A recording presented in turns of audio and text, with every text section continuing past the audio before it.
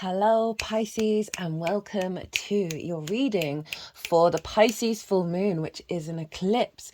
It's an out of sign eclipse. The nodes aren't moving into your signs until the beginning of next year, but it's still an eclipse in your sign, Pisces.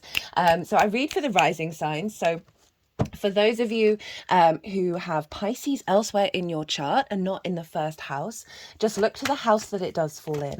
Look to the themes of that house, and you want to apply those themes along with all the other meaning you've got going on in the sign of Pisces to the messages that come through in this reading, because it will be as if that Pisces energy has now energetically moved to the first house. So the astrology for the rising sign will still link in. You just got to add on your own natal chart Pisces meaning on top of it.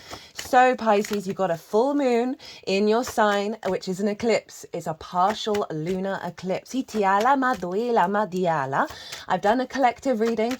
I should say, hello new viewers. I channel multidimensional energies through my body, both in the form of physical and vocal light language. You just heard some of the vocal light language. You're seeing some of the physical light language. And all of this brings in healing, attunement, and activation codes throughout the readings. So it's just one of those added things along with the tarot and the astrology that comes to this table. As I was saying, you have this eclipse happening in your first house, Pisces. The first house is the house of self. This is your embodiment of either your sun or your moon, all depends if you've got a day or a night chart, which luminary is providing wisdom to your ascendant, who is your navigator through this cosmic waters. So it's how you embody your deeds and your actions. It's the lens in which you do so. Yeah, as I said, it's how you navigate, the frequency in which you navigate through the cosmic waters in terms of yourself, your body, your character, and often how other people see you. So this is quite a poignant moon. Full moons anyway in the first house are always very like an upgrade of self, an illumination, a completion of an old particular part of the cycle over the last year, and then an activation code coming in that you're then going to be working with for the next 6 months leading up to the Pisces new moon that will happen next year, obviously in your season. So I work with 6-month cycles, so the messages that are going to come through are part of what's the activation, what's the download, what's the most integrated and expansive intention of what this eclipse is going to be activating for you, and then how to work with it over the next 6 months. Those are going to be the tarot piles. First one is the intention, and the second is how to work with it, and then we're going to be pulling 2 oracle cards from 2 different decks. So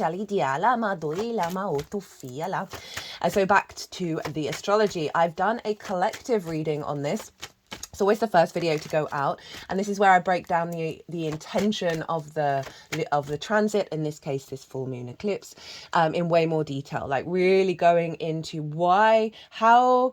how everyone's talking to each other, how all the celestial bodies are talking to each other at the time of that transit, that then forms a harmonic blueprint. And that energy field, that frequency, the more that we sort of have an understanding, okay, what is the most integrated and expansive intention, what's the vibe, that we can then apply that to any kind of situation that shows up in our personal lives, whether that's a challenge or a blessing, of like really being able to give yourself some perspective about what the true intention is, even if in the moment you're like, what on earth is going on? So you can sort of apply that and then see how you want to work with that energy. So the reading was beautiful, so beautiful. The astrology's wild, by the way, which I will get into.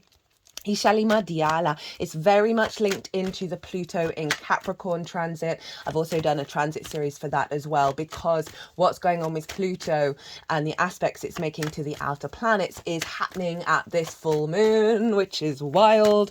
So the moon is at 25 degrees and 40 minutes of Pisces. So if you've got anything around those degrees, you're going to be feeling it a lot more. But in general, it's in your first house. It's in your Pisces sign. You're still going to be feeling it. It's happening on either the 17th for the Americas or the 18th for the rest of the world of September. Now, because it's an eclipse, and I say this in the collective reading, be mindful of any planned intentional work that you want to do around the eclipse energy, just because this is when the sun and the moon are meeting on the horizontal and the vertical axis. It's big energy, right? And so let's see. Uy, la Madiana. I want to keep these hidden. I'm trying to shuffle, so it's all a big surprise at the end.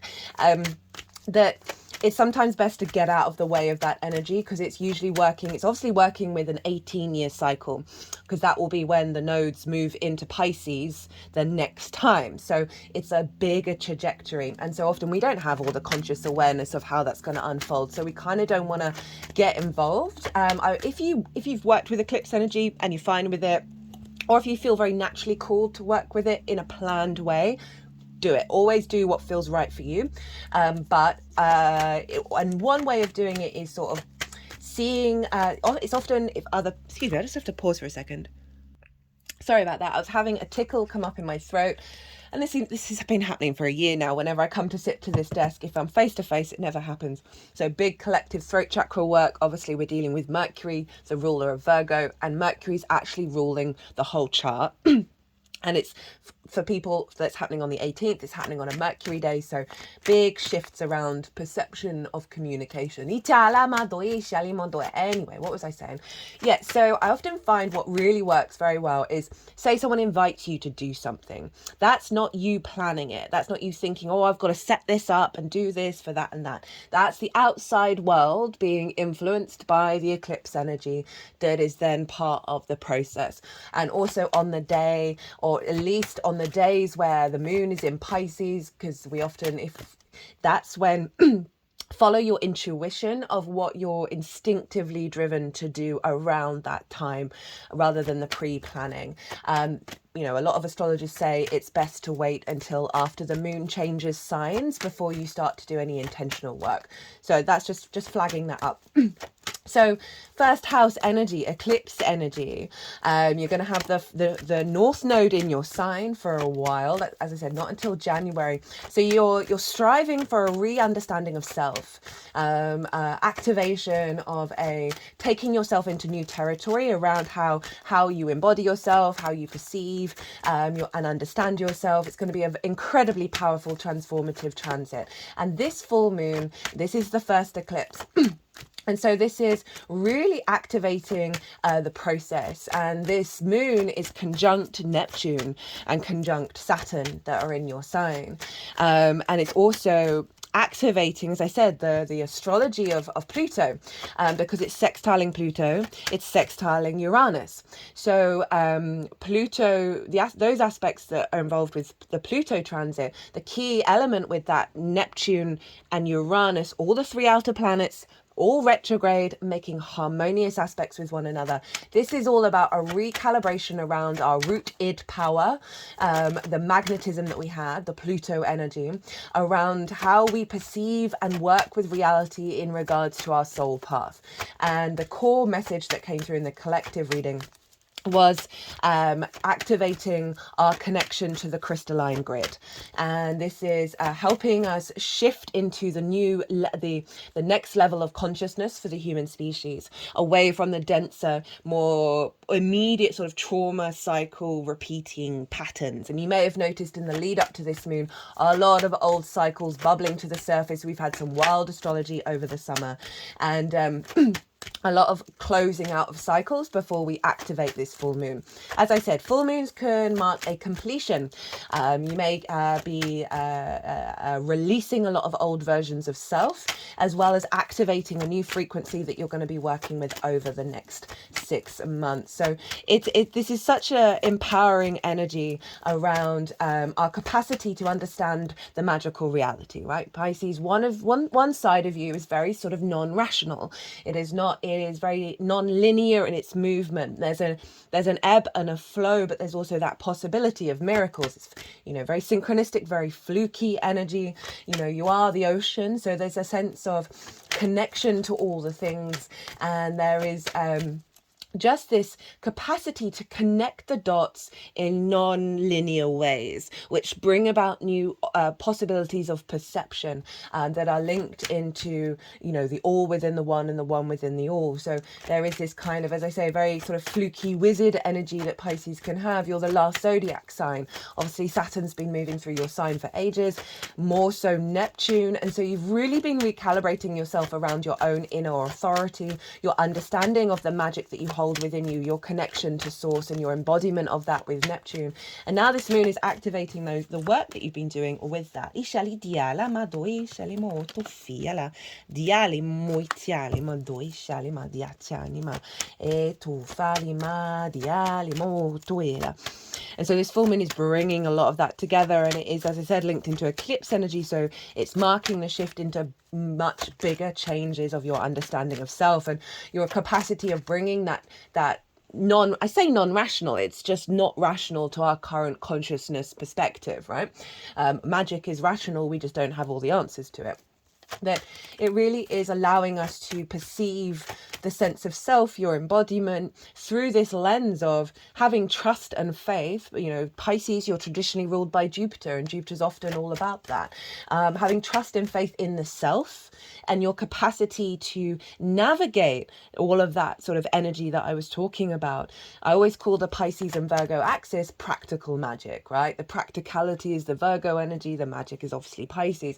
And this new shift with the nodes is really going to be accentuating that, of really amplifying, oh no, wait a minute, we do live in a magical reality. There are miracles, we can sort of surrender our need to over plan and over analyze in a way that frees up energy for us to activate and connect to the crystalline grid, and therefore our energy field is in alignment with where we're headed rather than repeating the old cycles. Now the sun is over in Virgo, which is opposite your sign Pisces, in the 7th house. The 7th house is the house of the other. This is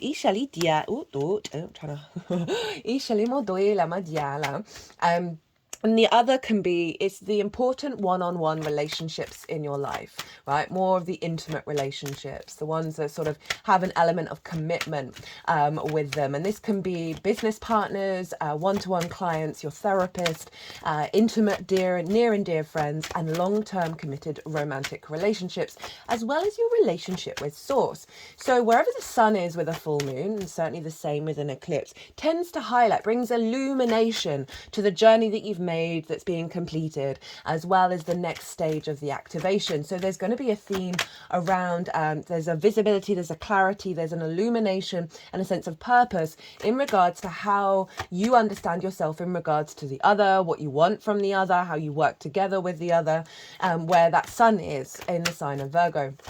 And obviously Virgo can be the great facilitator, but it can have heightened levels of criticism and judgment because it's able to perceive where there's energy blockages and therefore where there are problems. Go watch the Virgo new moon. I talk about that in a lot more detail.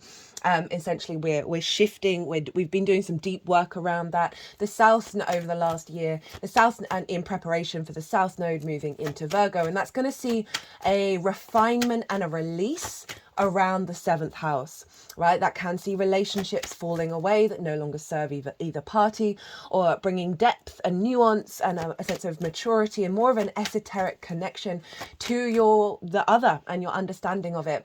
It can really refine your relationship dynamics, especially with source. So the sun is there, and the sun is obviously it's in Virgo, and who rules Virgo? Well, that's Mercury. So Mercury is ruling the sun and therefore influencing the sun's agenda. So we've got this understanding of the information that we're collecting in order to facilitate flow in the 3D world. Heightened conversations with, this may seem heightened, really amazing conversations with the other in your life that let you know who you are. They're seeing you and you're feeling emotionally nourished, your needs being met, the moon in your sense of self. So this could be like a friend, telling you how they really love you, or that kind of thing. You may hear, get downloads from source.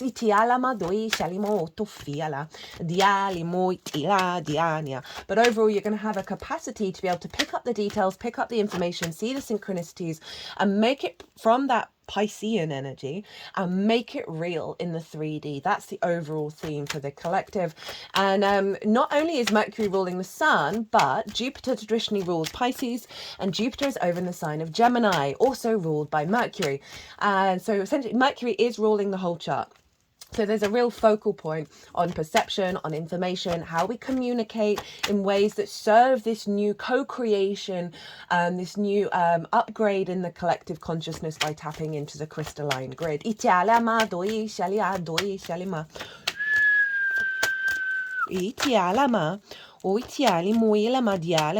Vesta is conjunct Mercury, and she represents our initial soul contract, the purity of that soul contract. Wherever she falls in your natal chart and wherever she's transiting, she's realigning you back to that contract, and a sense of devotion and dedication, a sense of ritual around that. And so she's in the 7th house with Mercury. So this is an upgrade, a realignment back to your soul contract when it comes to those kind of relationships and your ability to communicate your needs, express yourself with the other in a way where you can sort of stand firm in your own energy. And you know that Saturn retrograde is Icciali motoela diala, itufala madiele motoela, inima diela maotoela madishele motoele madiala, ditinina mo, itiala ma, tinima. Right, okay, so let's get this all in gear. Diele moela madishele modo itianima, doela madienia. Dianima dialama autofinia. Okay, I'm going to just do the oracle cards and then we'll get on with the tarot reading. We've got the death at the bottom of the deck, which I'm loving. And so that really feels like a clearing out of of patterns of self, opinions of self, embodiment of self that no longer serve you, that have had an authority over you, that aren't serving you on this new timeline, and you're protected in this transition phase. And you know, you have the Scorpio, which is the death card, up in your 9th house, which is all about perspectives and how you perceive yourself in the world and how you connect to everything, your morals, your ethics, your philosophy. So there's a release here happening that is allowing you to see yourself with more clarity. The sun is rising, so there's more vision. This may be wounds and perspectives around how you engage with the other, how the other engages with you. That simply, you know, are no longer bound to you anymore. There is a release going on and a transition phase.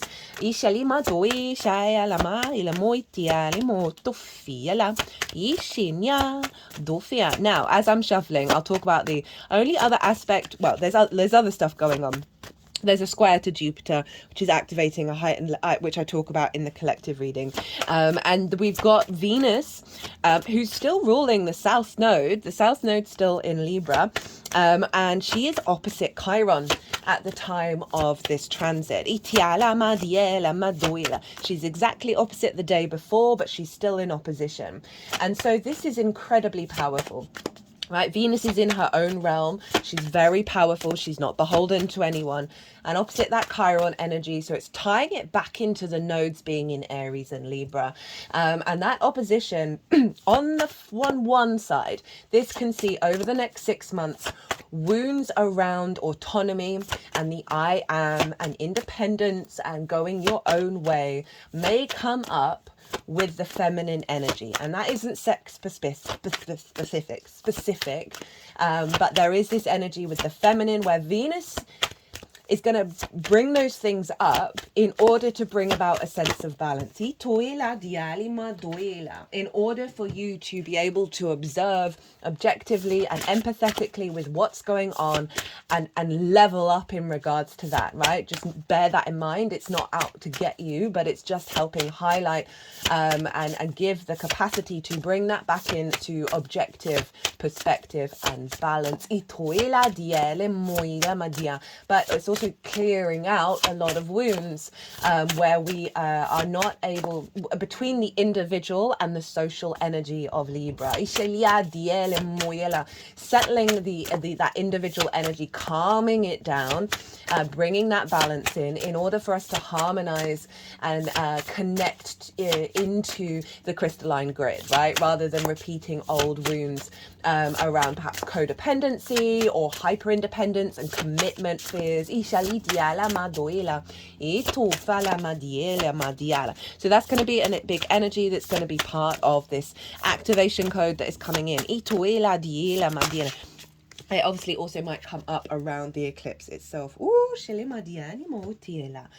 we're going to leave those in that way. So let's get on. What is the what is the most integrated, expansive intention of this eclipse for you, Pisces? We have the Two of Swords, the Seven of Swords, the Queen of Swords, and the Nine of Cups. So there was a fair amount of swords, loads of cups showed up in the collective reading because we're dealing with Mercury. Right, as I said, Mercury in essence is ruling the whole chart, and it's in its own sign. It's incredibly powerful. It's in its exaltation in its own sign, so even stronger Mercury. So we've got communication, we've got perceptions, we've got perspectives, information transfer. So it's not too surprising that you've got a lot of swords showing up. Love the end card with the Nine of Cups. So it's really tying back into the Pisces energy. But so the intention is, right, the energy that's going to be coming through with this eclipse is going to get you into a space to go within. That you are this, for me, this card, this figure has traveled across the ocean from the land that they used to live in, and now they're going to be living in this new land, but they've got to the shore, and now they're going inward. This is the moon in Libra. They're going deep within to tap into their intuition around what parts of themselves from the old world, from the journey that they've made, do they want to integrate into the new being in the new landscape. So this is the reflection that this eclipse is going to be bringing in around the sense of self, around how you understand yourself and how you take action. It's going to be, so you may just feel more naturally called to spend a little time in reflection, in meditation, and you're going to be getting wisdom coming through as you do so. And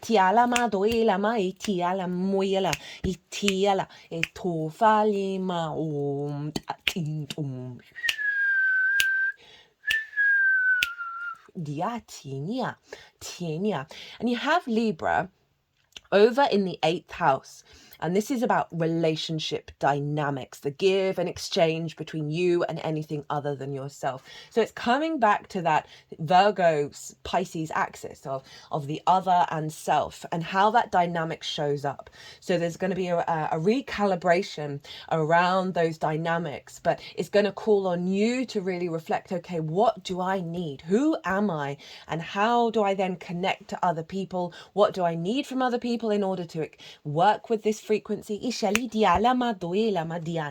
we then get the Seven of Swords, and this is all about, so you see here, this figure is carrying away the Five of Swords. Five of Swords for me is the most difficult card in the tarot. It's all about domination and subjugation. It's about the bully and victim cycle that we often find ourselves in, like the glee at winning, but at what cost? It's very combat, conflict energy. I've got to pause again. I do apologize. And this figure is stealing that away. And it's the color of the sun. It's a really positive card. And in fact, it's stealing it away and leaving the Two of Swords. So that's really interesting. It's about doing something different. It's about a different perspective, right? Rather than being in combat, rather than being in battle, in a sense of otherness, right? And the other is a threat on the self. This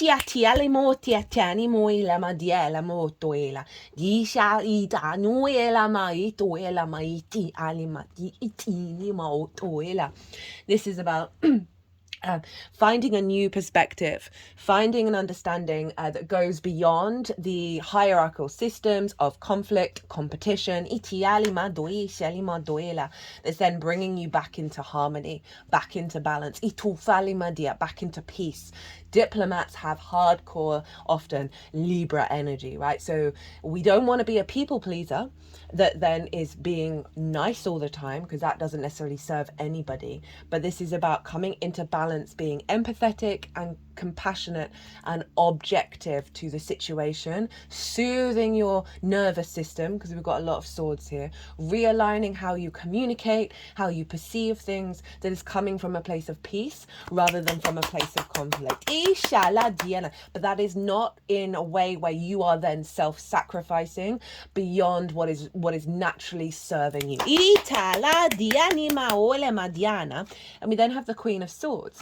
So the Queen of Swords is really acknowledging that perhaps you've been through some difficult times. I wouldn't be surprised with Saturn being in your first house, but trust and believe, when Saturn finally leaves and goes into your second, you are going to feel so much more sovereign in your authority and your commitment to self. So don't worry about that. It's a 30-year transit that is upgrading and bringing a level of maturity for you. But the Queen of Swords, her head is above the clouds, but the clouds are still there. And that is the acknowledgement of not forgetting, not dismissing, not rejecting those difficult times. We should never do that. But her head is above the clouds.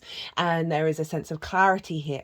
You know, the Sword Court cards, they all have birds on them. And she has one. And it's above her crown chakra.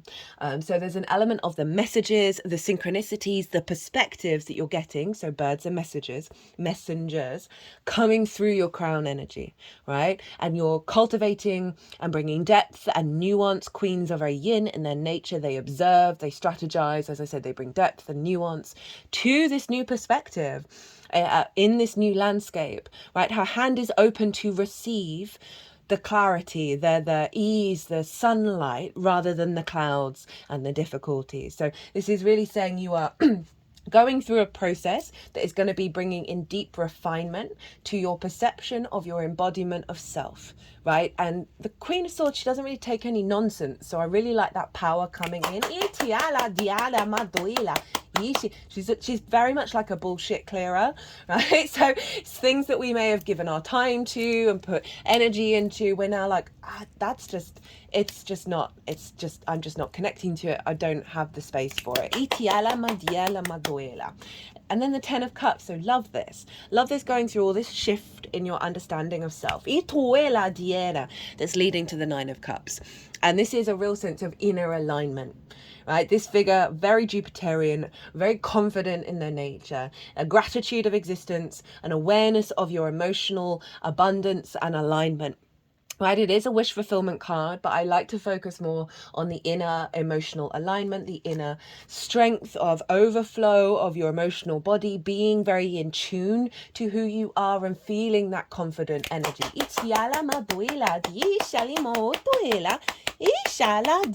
Now, how to work with that energy. I haven't done a pile about the challenges. I didn't really feel called to do it. So we're going to go with okay, how to work with this energy. Okay.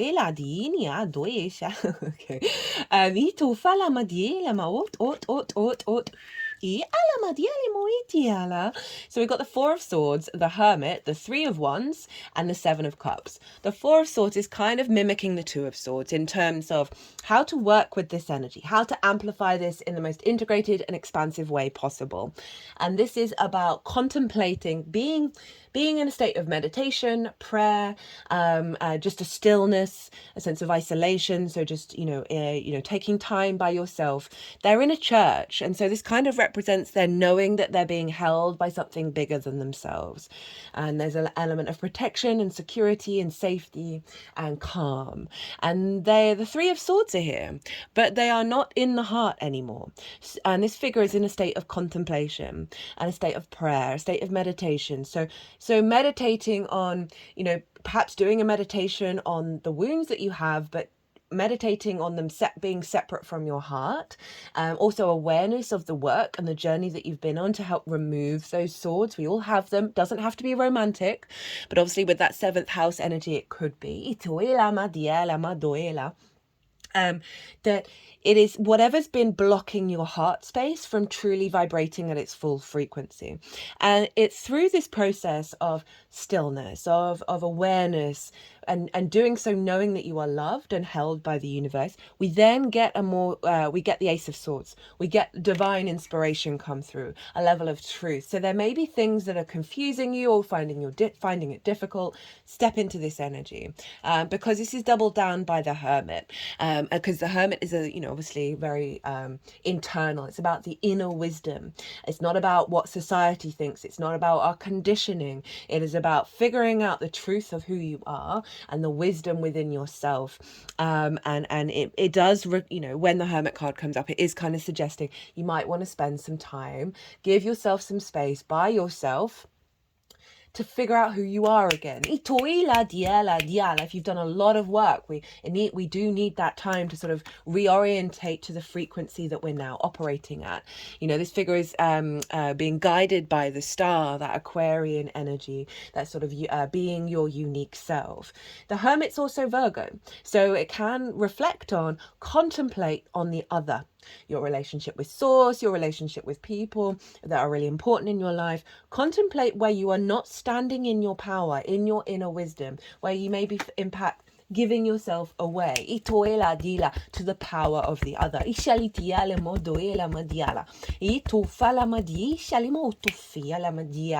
But overall, these two cards very much a inner reflection of what's unfolding, and that's backed up with all those swords and the recalibration around perspective with the death card in the ninth house of Scorpio. We've got the Three of Swords and the Seven of Cups, sorry, the Three of Wands even. So the Three of Wands this came out as the first card out in the Virgo new moon energy, and this is about knowing you've done the best that you can as you embark on this new journey, right? This figure is standing on a cliff. They have the higher ground, but it's the sun in Aries, and that's a very confident energy. The sun is exalted in Aries.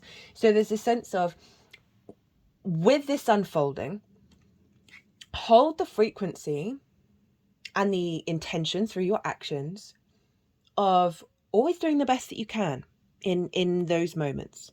Right? Rather than the worry, the plans about what's going to happen, what happened in the past, the more we sort of orientate our actions and our instincts to, I'm going to do the best that I can in every given moment, it frees up a lot of energy when we are then bringing in a new frequency, when we're bringing in this new timeline.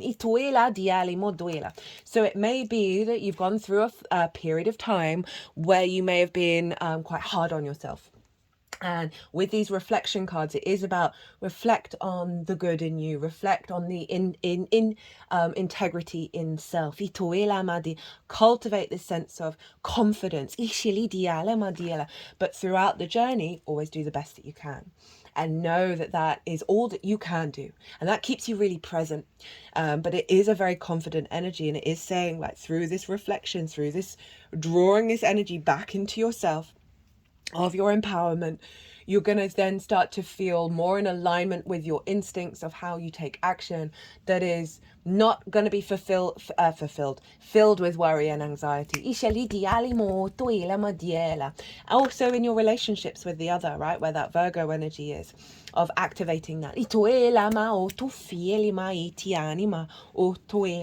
of you knowing you're showing up and doing the best that you can, that it's not about what other people are doing and how they're responding. This is about you. And not letting yourself be distorted in your own way of operating by what other people are doing. I do recommend that Pluto in Capricorn transit, because I did one for each of the signs, because I talk about of where Pluto, Neptune and Uranus are for you Pisces. So that if you go watch that, you'll get an added layer of also what's happening around this eclipse. We then got the 6-7 of Cups, and this is through this energy, right?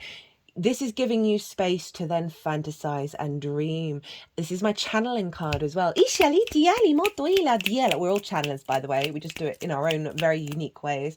So this cycle, to help amplify this, you really want to tap into sort of the fantasy, the possibilities beyond your comprehension, and really be open to the signs and the synchronicities. Get creative about yourself and the actions that you're taking. This can be about perceiving yourself as a multidimensional, multifaceted, galactic being, and then seeing what shows up when you sort of create that space. This card is really calling you to be open, being open to your connections to the universe, to source, as well as it's not necessarily getting all fantastical and delusional about self and the other, right? In a way that then means that you have expectations that that's exactly how it's going to turn out. It's simply tapping into that frequency of how things connect with one another, how you are, how the other is. and how they work together, just creating a space where you are open to change. You are open to a possibility beyond your comprehension about how that energy is showing up. And that's going to feed into this. Right, so your two oracles that you have, and this is from the Shaman's Dream Oracle. You've got the Galactic Mushroom. That's quite funny as I was saying galactic being. The Divine Matrix and Adventure. Right, so let's read from the Shaman's Dream, as I was called to do that card first. Pull that card first. Diania, the Divine Matrix, the intricate complexity of life. You might have been thinking and acting like you were the only one in the dream creating your life. The galactic mushroom arrives as a playful yet potent reminder that you need to get with your higher power. Well, that's the source being in the other. The universal laws are not for your benefit only. The law of attraction does not exist just to serve up your desired outcome. The matrix of consciousness called Source is intricately woven into life. There is so much complexity that the human mind cannot comprehend all the moving parts. It's impossible to see beyond what you already know. That's kind of tying in with what I was saying about the eclipse energy. It's way beyond our conscious understanding, unless you're a hardcore psychic and you know what's going to happen. So just as the head of a mushroom is clearly visible above the soil, but not the living biome below, the thread-like mycelium of fungi forms vast, intricate networks underground, connecting different life forms with one another in a kind of internet of the plant kingdom. Imagine the divine matrix serving the same way, connecting the individual consciousness with that of the divine. The galactic mushroom reminds you that your dreams and desires are heard. So there's this card and that Nine of Cups. This is a call for faith and trust. That goes back to what I was saying at the beginning. Whatever intention you hold consistently with hope and faith first manifests in the unseen realms. Whether or not you can see it working on your behalf, eventually you see the evidence play out in the serendipitous events that work in your favor, seemingly outside the laws of cause and effect. Your most beautiful results are being birthed right now, not just for you, but for the highest good of all. So that is really tying into that sort of the unknown, the unfolding of eclipses, and that this element of shifting into trust and faith that we're doing with this full moon, with this eclipse, that means that we can get on about our day to day and just put out that frequency without the confines of the particulars. But that's a really nice confirmation of, you might not be seeing it show up immediately, but not to lose hope in what's going on, and then focus on how to amplify this, and through that you're getting to this. But then we got Adventure. So this is a new deck that I bought for myself for my birthday. I'm a Virgo sun. This is from What We've Forgotten Oracle. All the decks are in the description box. And I've been using it in regards to Saturn being retrograde, because Saturn's linked into karma and time and cycles. And retrogrades often bring up things from the past. And so this is something that we've forgotten that we need to integrate and work with this energy. Love, collection, interesting, and breadcrumbs. The term breadcrumbs comes from the Hansel and Gretel fairy tale, where the characters create a trail of breadcrumbs to help them find their way back home. It's also a term in user experience design that refers to the navigation sprinkled across big websites. I did not know that. Helping us to find our way. Spirit also seems to leave us breadcrumbs to help us find our way back to the home of who we are and why we're here. In treating and tracking these as clues, we can begin to piece together where our purpose lives.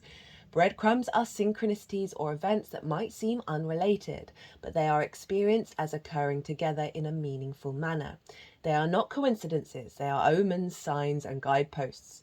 They are how divinity interacts with us. It's how it lets us know we're not alone. Someone is looking out for us enough to give us little surprises when we're on track. There is an intelligence greater than us. That's how we get access to live our lives on this planet. But we might also get some clues on what we're here to do, right? Synchronicities and tracking breadcrumbs are how we begin to figure it out. What type of synchronicity have you experienced? How might they be related? When we collect breadcrumbs, it typically leads to treasure, though sometimes it might be buried at first glance. Watch for experiences that may form synchronistic parallels to messages you may be receiving. Well, I did say that quite a lot at the beginning of the reading. Love it when the oracle cards then just reconfirm what I'm channeling.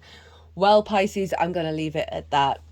Very beautiful message coming through. There will be an oracle reading when I finish the All 12 Signs series. There are 3 decks that I've used on a regular basis, 2 of which for the entire duration of this channel, and 3 cards from 3 different decks that have never come out before have come out with the oracle reading. So very big energy showing up here, very new energy as well. Right, Pisces, be good to yourselves, be good to those around you, safe travels, and be well until we meet again.